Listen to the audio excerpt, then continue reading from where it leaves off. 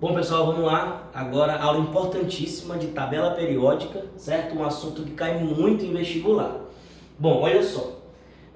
Iniciando o nosso estudo, eu queria primeiro comentar com vocês sobre o histórico da tabela periódica, né? O histórico dela que diz sobre os cientistas, né? Ao longo da história, tentaram, no caso, agrupar os elementos químicos na tabela periódica, que naquela época ainda não era distribuída. Por exemplo, existem cientistas como Dobenheimer, existe o Champourtou, Newsland, são cientistas que durante o século XVIII, século XIX, tentaram agrupar elementos químicos, né, para facilitar o nosso entendimento.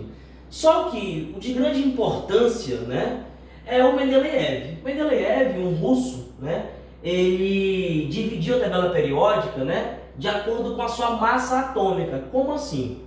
Ele percebeu o seguinte, ele percebeu que os elementos químicos, as propriedades químicas e físicas dos elementos químicos, elas variavam periodicamente quando os elementos eram distribuídos em ordem crescente de massa atômica. Então, para Mendeleev, o que caracterizava um elemento químico era a sua massa atômica. Alguns livros comentam com peso atômico, tá? Mas o mais visto é massa atômica. Então, Mendeleev, ele é considerado o pai da tabela periódica. Por que o pai? Porque foi ele quem deu o pontapé inicial para a distribuição da tabela periódica em linhas verticais e linhas horizontais. Ele quem deu essa cara, né, para a tabela periódica, tá? Em linhas e colunas. Só que o erro dele foi, no caso, distribuir os elementos químicos em ordem crescente de massa atômica.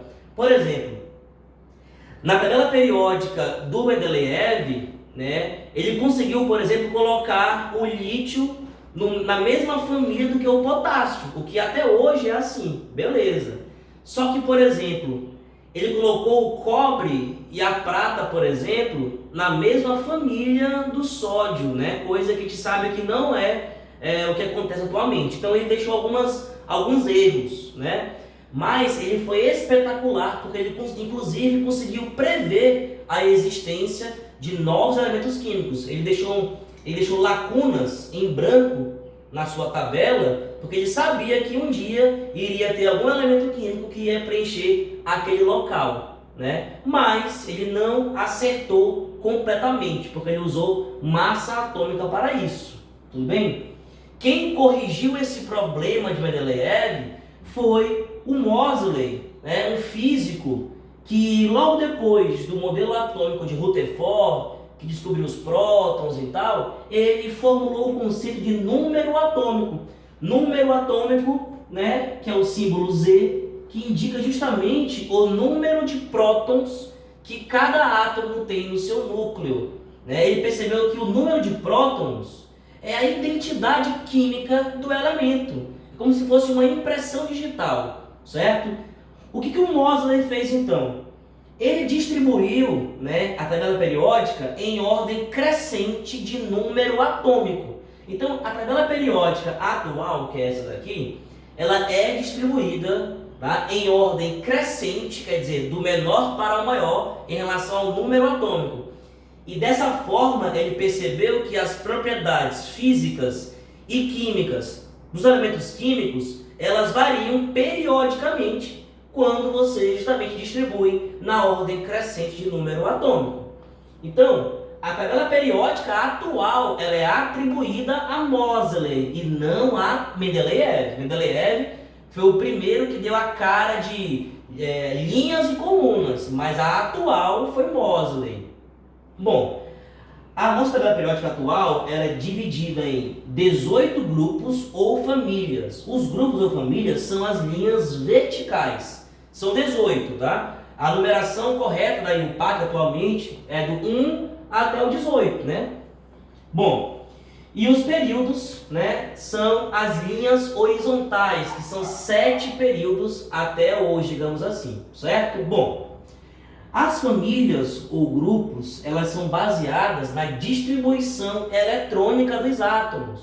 Então, os átomos, ao ter a sua configuração eletrônica, eles vão sendo organizados em linhas né, verticais são as famílias. E os períodos têm a ver com a camada de valência do átomo. Por exemplo, um átomo que tem camada de valência 4, ele está no quarto período. Um átomo que tem 7 camadas, quer dizer, camada de valência 7, ele está no sétimo período. Então o período tem a ver com a camada de valência, né? Lembrar, a camada de valência é a camada mais externa do átomo, certo? Bom, tabela periódica, como é que é a sua divisão? Bom, principalmente a sua divisão é em metais, semimetais, ametais, os gases nobres e o hidrogênio, né? Atualmente a IUPAC ela não usa mais o termo semimetais. Os semimetais são esses aqui, ó, que eu destaquei em vermelho, tá? Esses são os semimetais. Então, os semimetais, eles têm propriedades intermediárias entre os metais e os ametais. À esquerda dos semimetais estão os metais e à direita, aqui para cima, estão os ametais. Além disso, nós temos os gases nobres, que inicia com o hélio, certo? Gases nobres, 18ª família. E nós temos, sozinho, solitário, o hidrogênio, né, que não tem família. Tudo bem? Essa é a divisão. Metais, semimetais, ametais, gases nobres e hidrogênio. Lembrar que, né, atualmente a IUPAC não considera mais semimetais. Ela desmembrou o germânio, o antimônio e o polônio foram para os metais. E o boro, o silício, o arsênio e telúrio foram para os ametais. Mas como até hoje cai questão de vestibular perguntando sobre semimetais, então eu coloquei para vocês, certo? Bom, vamos então aos nomes das famílias. A primeira família, né, que inicia, né, aqui com o lítio, lembrando que o hidrogênio não pertence à primeira família, né, são os metais alcalinos, que nós temos o lítio, nós temos o sódio, o potássio, o rubídio, o césio e o frâncio. Bom, a primeira família, ela é chamada de metais o quê? Metais alcalinos. Metais alcalinos. Bom, por que o lítio e o sódio e o potássio pertencem à mesma família? Porque eles possuem distribuição eletrônica semelhante. Eles possuem o mesmo número de elétrons na camada de valência. Eu posso provar isso para vocês fazendo a distribuição eletrônica. Vou pegar como exemplo o lítio e o sódio. O lítio, número atômico 3, é 1s2, 2s1. Esse é o lítio. E o sódio, número atômico 11, 1s2, 2s2, 2p6, 3s1, certo? Vou botar logo o potássio aqui. Potássio, número atômico 19, 1s2, 2s2, 2p6, 3s2, 3p6, 4s1. Esse é o potássio. Qual que é a semelhança entre eles? Olha só. A camada de valência do lítio é a maior camada dele, é a 2, é a mais externa. A do sódio tem camada de valência 3 e o potássio, camada de valência 4. Agora perceba, quantos elétrons na camada de valência tem o lítio? Um elétron. Um elétron na camada de valência. E o sódio? Um elétron também na camada de valência. E o potássio? Também um elétron na camada de valência. Por que então que o lítio, o sódio e o potássio pertencem à mesma família? Por quê? Porque os três possuem o mesmo número de elétrons na camada de valência. Todo mundo que pertence ao grupo 1, todos aqui, todos, vão possuir um elétron na camada de valência. E a distribuição eletrônica desses átomos sempre vai ser NS1. Como assim NS1? N é a camada de valência, certo? De cada átomo. N são os períodos, é o número quântico principal. N, né, indica os níveis, as camadas dos átomos, certo? Por exemplo, o sódio tem camada de valência, camada mais externa do átomo, 3. Então o N do sódio é 3, que é o seu número quântico principal, né, para a última camada, né? Então é sempre 3s1, por isso que é NS1. E o frâncio, por exemplo, o frâncio, ó, pertence à 7ª camada. Então, se eu for distribuir o frâncio, ele vai terminar em 7s1. E o césio em 6s1. E o rubídio, 5s1. Potássio, 4s1. Sódio, 3s1. E assim vai. Certo? Segunda camada. Segunda camada são os metais alcalino-terrosos. Alcalino-terrosos. Né? Inicia com berílio. Certo? Berílio, magnésio, cálcio, estrôncio, bário e o rádio. Bom, o que explica essa organização? Mais uma vez, a distribuição eletrônica. Se eu for distribuir o cálcio, o magnésio, o berílio, todos vão apresentar 2 elétrons na camada de valência. Então a distribuição eletrônica que resume esses átomos é NS2, certo? NS2, por exemplo, olha o cálcio de número atômico 20. O cálcio é 1s2, 2s2, 2p6, 3s2, 3p6, 4s2. Olha só, qual que é a camada de valência do cálcio? É a 4, certo? Nela tem 2 elétrons. E isso vai se repetir para o berílio, para o magnésio, para o estrôncio, para o bário e para o rádio. Alterando só o quê? O número quântico principal, né? Que, por exemplo, para o estrôncio, quando está no 5º período, vai ser 5s2. Para o bário, vai ser 6s2. E para o rádio, vai ser 7s2. Uma última informação sobre os metais alcalinos, né? Por que os metais alcalinos têm esse nome de alcalino? A palavra ou termo alcalino é sinônimo de básico, né? Básico. Por exemplo, o sódio, ele reage vigorosamente com a água. Uma reação altamente energética, certo? Quando o sódio entra em contato com a água, ele produz uma base, que é o hidróxido de sódio, NaOH, certo? E como subproduto, também produz-se gás hidrogênio, certo? Né? Balanceando a equação rapidamente aqui. Bom, então por que são metais alcalinos? Porque esses metais, ao entrarem em contato com a água, eles produzem uma base, tornam o meio básico, por isso que é metal alcalino, certo?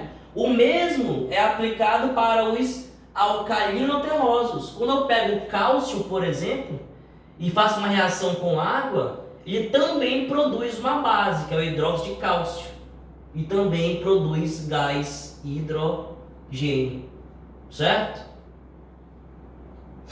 Então, esse termo tem explicação, tudo bem? É quando os metais reagem com a água para formar, no caso, as bases, beleza? Vou apagar o quadro, tá? Para a gente falar das próximas famílias aqui com vocês. Bom, vamos lá, continuando nas famílias ainda, tá? O nome delas, a 13ª família, ela recebe o nome do primeiro elemento químico, né? Que é o boro, família do boro, certo? 14ª, família do carbono. 15ª, a do nitrogênio. 16ª são os calcogênios, tá? Tem esse nome de calco, porque calco em grego é cobre, tá? Eles foram descobertos pela primeira vez junto a minérios de cobre, por isso que é calcogênio. 17 são os halogênios, né? Que é o flúor, o cloro, o bromo, é a 17ª família. Halogênio significa formadores de sal. É muito comum você perceber sais na sua composição formado por halogênios, tipo assim, ó, NaCl, olha só, é um sal de cozinha, ó, tem cloro, que é um halogênio, certo? Formadores de sal. 18ª família são os gases nobres. São nobres, né, porque de início eles não eram abundantes e são gases inertes, né, não reagem. Só que é errado você falar atualmente que gás nobre não faz ligação química, tá? Gás nobre faz sim, são moléculas artificiais, digamos assim, certo? Mas sim, eles fazem reação química, eles fazem ligação química. Por exemplo, ó, esse composto aqui, ó, usa o xenônio, que é um gás nobre, certo? Bom, distribuição eletrônica. A 13ª família termina sempre em NP1. NP1, o que é N? N é o número quântico principal, é a camada de valência, sempre em P1. A 14ª, NP2. 15ª, NP3. E assim vai, NP4, NP5, até o NP6. Isso é importante porque tu consegue, por exemplo, prever a distribuição eletrônica sem precisar fazer um S2, 2S2, 2P6. Por exemplo, ó, se pegar bem aqui, ó, carbono, silício, germânio, estanho e chumbo, tá? Ó, o chumbo, ele está justamente no 6º período, o chumbo, 6º período. Está na 14ª família e no 6º período está o chumbo. Qual que é, ou onde termina, né? Qual que é o seu subnível mais energético? Onde termina a distribuição eletrônica para o chumbo? Pô, se ele pertence à 14ª família, eu sei que ela termina em NP2. E o que é N? N é o período, N é a camada de valência. Que o chumbo é 6, então o chumbo termina em 6P2. O chumbo termina em 6P2. Isso é importante para você prever a distribuição eletrônica. Uma observação para os gases nobres é que o hélio, né, número atômico 2, ele é 1s2, né? Ele é uma exceção, ele é o único gás nobre que não termina em P6, certo? Os metais alcalinos, né, primeira família, e os alcalino-terrosos, segunda família, junto com os que terminam em P, né, que é da 13ª até a 18ª, são os elementos representativos. Então, o que são átomos ou elementos representativos? São aqueles que terminam ou em S ou em P. É a primeira e a segunda família, termina em S, e o que termina em P, da 13ª até a 18ª família, certo? Além desses, tem os de transição, certo? Metais de transição. Quem são esses? São os que terminam ou em D ou em F, certo? D ou F. Os que terminam em D, certo? São chamados de metais de transição, certo? Ou de transição externa. Só que a questão, o autor não é obrigado a falar metal de transição externa, não é obrigado. Se a questão falar metais de transição, subentende-se que são os que terminam em D. Por quê? Porque aqueles que terminam em F, o autor ele é obrigado a falar metais de transição interna. Aí ele é obrigado a falar, certo? Então, falar metal de transição interna são os que terminam em F, é obrigatório. Agora, essa questão falar metais de transição, subentende-se que são os que terminam em D, certo? Bom, há algumas exceções, não, algumas observações, tá, sobre esses metais. Por exemplo, o átomo de ferro, tá? O ferro está bem aqui, ó. Ferro, tá? Ao lado dele está o cobalto, certo? E o níquel, certo?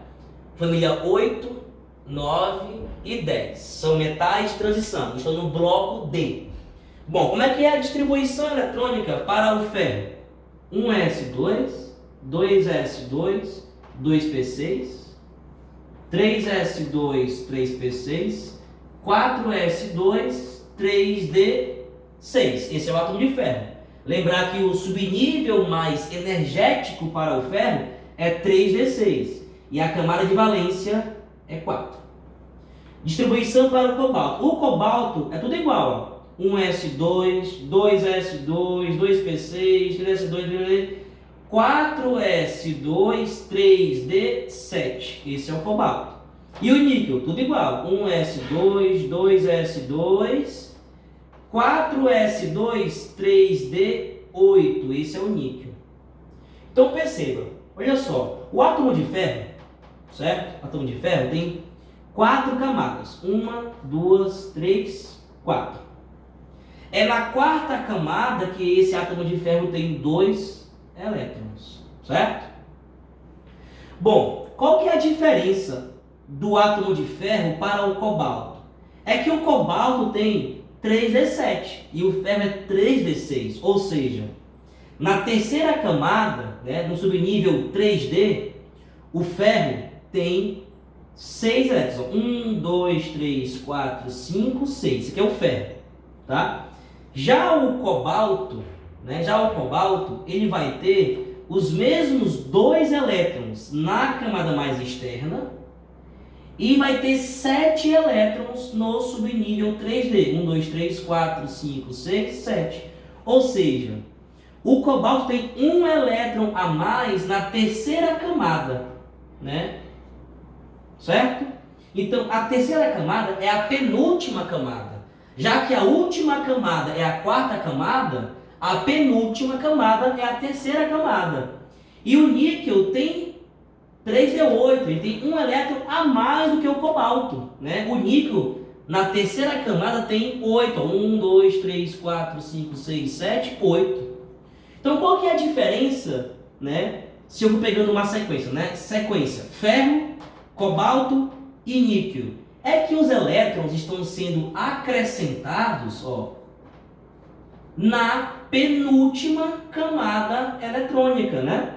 Eu estou acrescentando elétrons, por exemplo, do ferro para o cobre, eu estou colocando elétrons na terceira camada, que é a penúltima camada, certo? E isso me lembra uma questão da UFRR 2015, que fala o seguinte. Olha só o que ela fala. Para uma série de elementos de transição dispostos em ordem crescente de número atômico, ou seja, 26, 27, 28, os elétrons vão sendo acrescentados sucessivamente à penúltima camada eletrônica. Sim, já que a última é a 4, a penúltima é a 3. Era um item que era verdadeiro. Olha o que ele falou, para uma série de metais de transição. Se a transição é interna ou é externa? É externa. Se ele falar transição, é o externo. Se fosse transição interna, ele ia falar para uma série de metais de transição interna, certo? Como é que eu posso resumir a distribuição eletrônica para os átomos que terminam em D? Eles são assim, ó. NS2, N-1, T, alguma coisa. O que é N? N é a camada de valência. A do ferro é 4, N igual a 4. Então, olha só, NS2. Quanto que é 4 menos 1? Por isso que é N menos 1. 4 menos 1, 3. 3D6 é o ferro, certo? Aí, se fosse o cobalto, 4S2, 3D7, ou seja, NS2, N menos 1 dá 3D7, certo? Aqui, ó, esse termina em D6, esse em D7, esse em D10, vai até o D12, vai até o D10 mesmo. Aqui é D8, D8, certo? Vai até o D10, que é a 12ª família, certo? Pronto. Bom, outra coisa. Como é que eu posso resumir a distribuição eletrônica para os átomos de transição interna? Eles terminam em Ns2, N-2F alguma coisa. Por exemplo, vai ter algum elemento químico, né, que termina em 6S2, olha só, 6S2, NS2. Quanto que é? 6, que é o N, menos 2, 4. 4F, 4F1, aí vai ter o 4F2, 4F3, mas sempre vai ser 6S2, 4 alguma coisa, né? Isso para o sexto período. Para o sétimo período vai ser 7S2, 5F1, 5F2. Observação. A terceira família, que é essa daqui, certo? Ela tem o escândio e o ítrio. Aí bem aqui, ó, tem uma série que é a série dos lantanídeos e actinídeos. Então esse bloco que está aqui embaixo, né, que são aqueles que terminam em F, eles pertencem ao sexto e ao sétimo período. 6 e 7, tá aqui, ó, 6 e 7, 6 e 7. Isso aqui está aqui dentro, ó.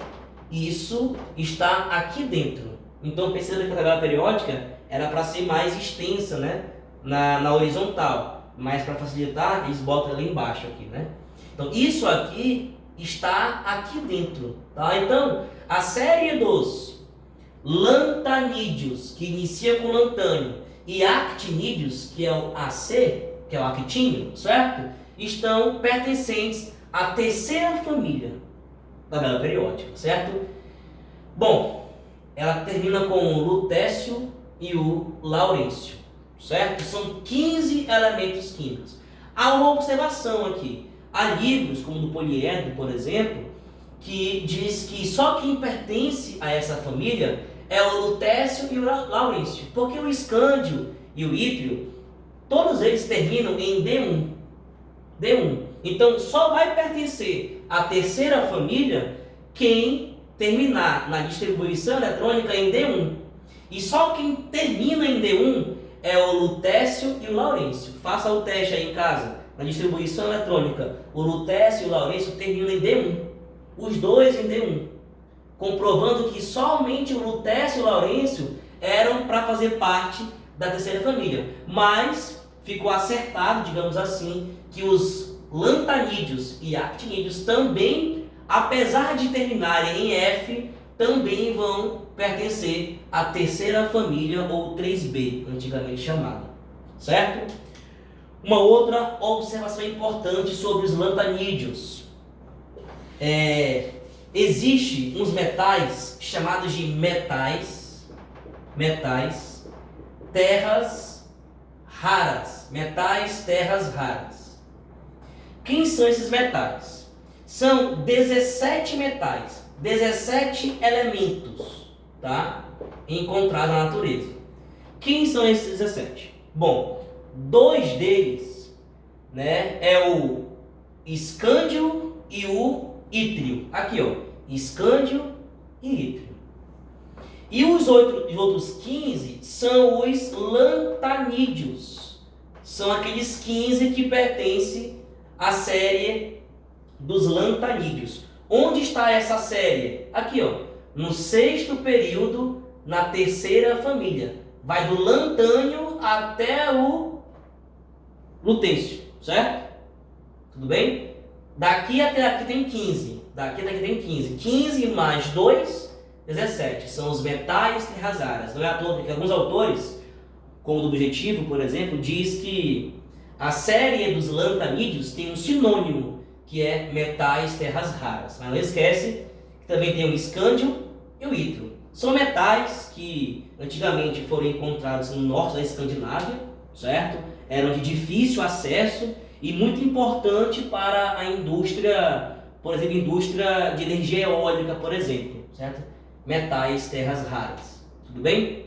Bom, nosso próximo tópico agora é comentar sobre a parte mais importante da tabela periódica, que são as suas propriedades, tá? Propriedades periódicas, raio atômico, certo? Da negatividade, Vou apagar o quadro para a gente voltar aqui para as propriedades, tudo bem?